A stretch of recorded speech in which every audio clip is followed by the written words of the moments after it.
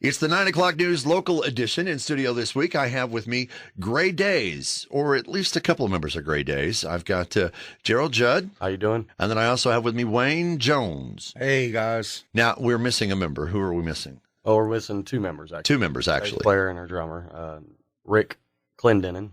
He's the bass player. He's not here at the moment. He's at work. And Jamie McGahee, he's kind of AWOL, I guess, right now. All right. Well, as we go along, we'll talk about their collaboration with the band and what all they had to offer and stuff. But you guys, I appreciate you coming in to talk to me today. It's a pleasure to be here. Just want to kind of give people a chance to know who you are. Of course, they've heard some of your songs as we've been going along with the show, and so this is their opportunity to find out a little bit more about you. Now, how long have you guys been a band proper? Good Properly. I'm thinking like 8 years. Yeah, I probably met Gerald somewhere right around 8 years ago. Right. Oh, I thought we met about 10 years ago, and we started the actual Gray Dayze about 8 years ago. It sounds about right. Yeah, Like that. Pretty close. somewhere in there. So about anywhere between 8 to 10 years. Now, that was just the meeting of you two. Now, were you already in other bands, or were you? Yeah, I was playing in a band, Haywire? Haywire, yeah. And Gerald, I met Gerald through the drummer that was playing with Haywire, and we just kind of kicked it off and been friends ever since. And then we started this project, Gray Dayze. So you two got together, and then you went and found the other two, or were you already working with the other two? Well, I'd been working with the drummer at the time, and we just kind of... Actually, no, I didn't. I was working with Jeremy. Yeah, you were working with Jeremy, and then now this is Joe Maselli, the drummer on the CD. I guess you guys probably known each other since school, or Well, no, I met him at his dad's business. I worked for his dad. See, I didn't even know that.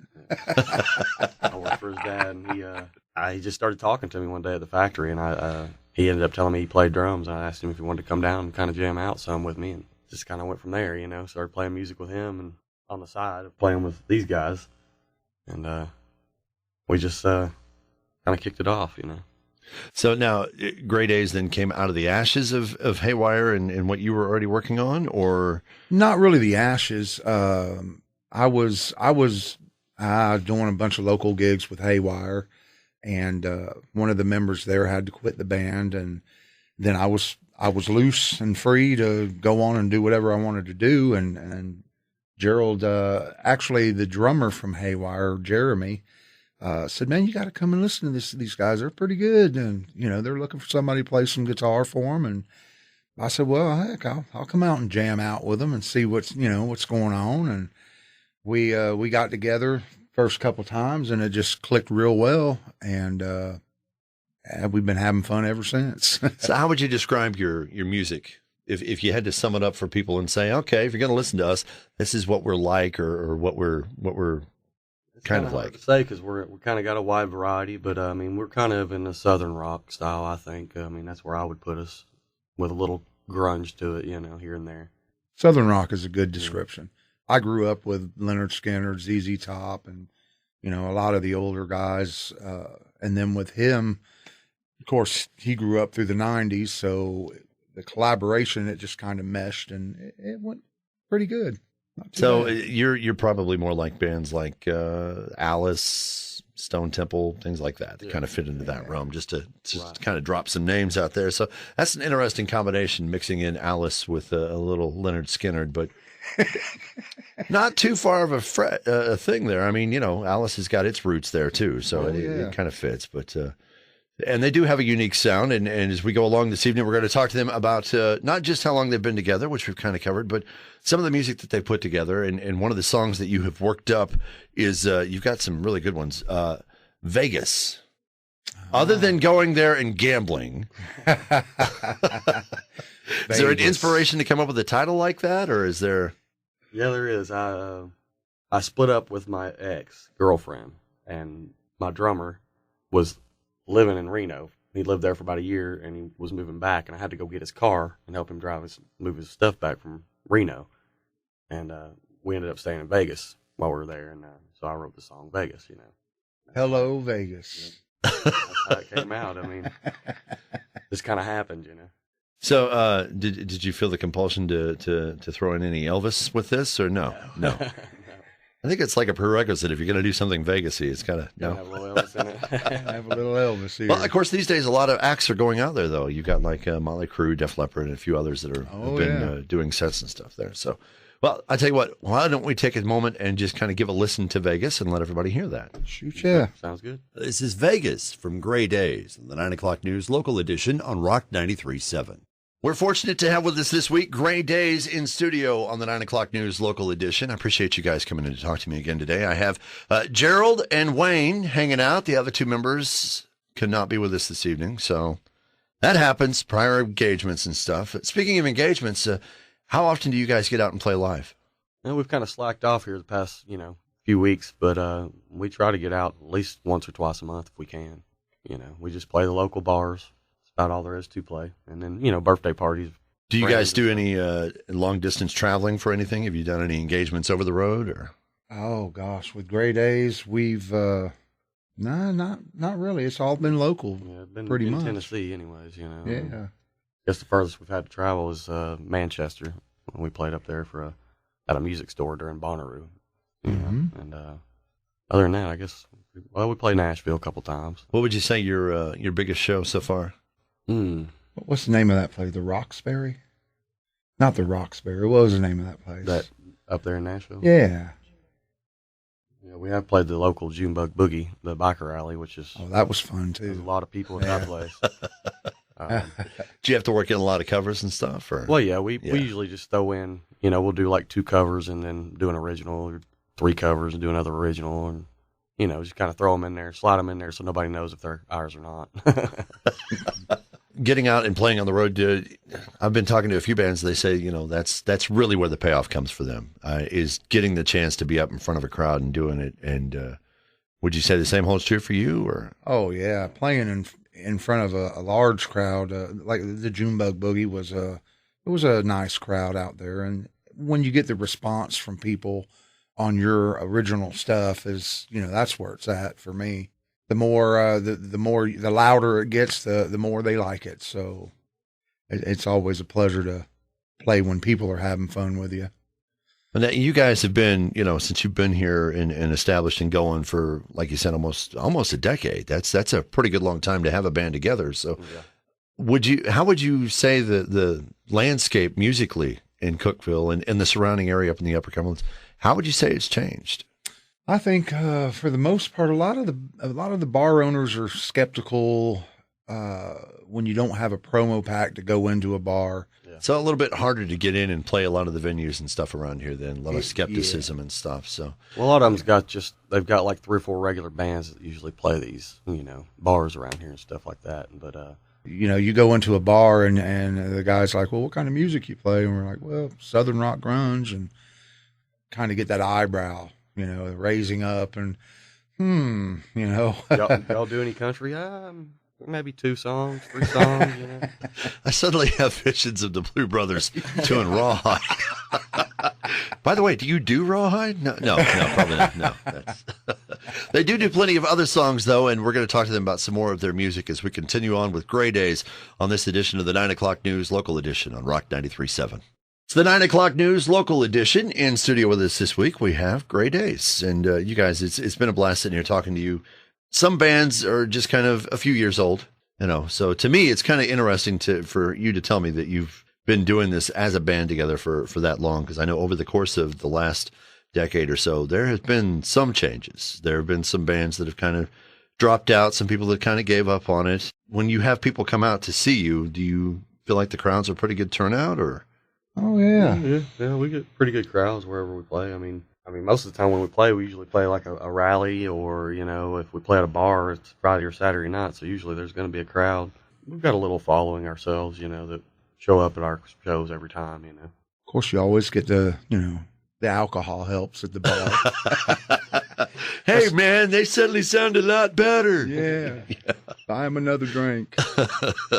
Well, you guys, over the course of those years, and the reason that I bring this up is one of the changes that's come into play is technology. And the advancements that have come in have just been, so are you guys tech savvy, net savvy? Do you do the whole website stuff too? Or? No. Well, I mean, we got a Facebook page. We have an angel over their shoulder that's motioning that she helps out. They brought Angel in with them this evening, and she just kind of sitting quietly back there, but motioning that she handles all their tech stuff. So do you guys then have things online as far as places they can go? Facebook? Facebook. And we got a few songs, I think 3 songs, on Facebook that you can, but you have to scroll down forever to find it. And they're on YouTube too, so. And you guys on Reverb Nation? That's a pretty big one among the bands. I haven't got on Reverb Nation. I started to mess with it once, and I guess I just didn't make it all the way through. Okay, well, you can look for Gray Dayze. Now, when you go to look for that, it's with a Z. Yes. So just so people know, I'll let you spell it out for them. It's Dayze.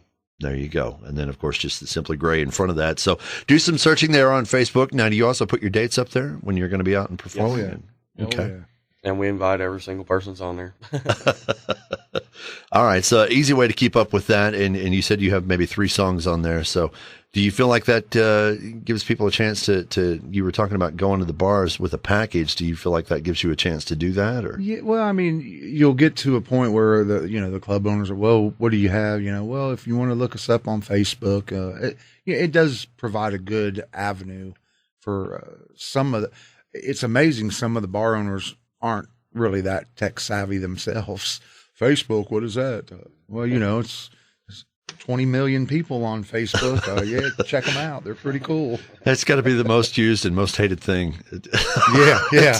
I find that hilarious. People that tell me how much they hate it, but yet they're on there. So yeah. I use it frequently. We use it for the station. We have a page there, and then of course I've got my own page. So try and keep up with things through there, and the other sites too. I do the Twitter now and the Instagram. So have you guys started to reach out to those too, or haven't tried Twitter yet? Yeah, not yet. She's pointing and shaking and saying, yes, you guys do have something on Twitter. It's not a full on yet, but she is working on it. So you'll be able to find them on Twitter too. That in this area, I've noticed that Twitter is not really as dominant.